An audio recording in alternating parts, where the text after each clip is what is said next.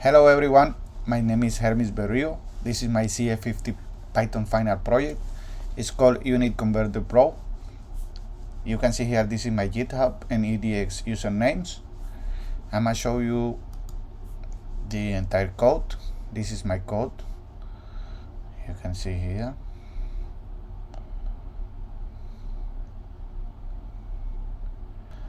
I made this program because I wanted to make things easier for students, travelers, and anyone working with measurements.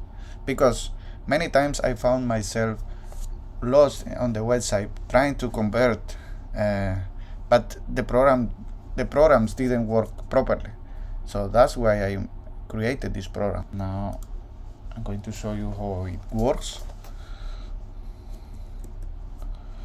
For this example, we are going to convert 20 kilometers to meters. Okay, so let's dive into it. We type 1 for this, and then we type 20. Now we choose km for kilometers and m for meters. So you can see it converted as expected. It's working properly. Now for another example, we are going to convert 25 kilograms to grams. Okay, so we type 2 and then we type 25. Now we choose kg. Oh my bad, kg, and then we choose grams. Now you see how it converted successfully.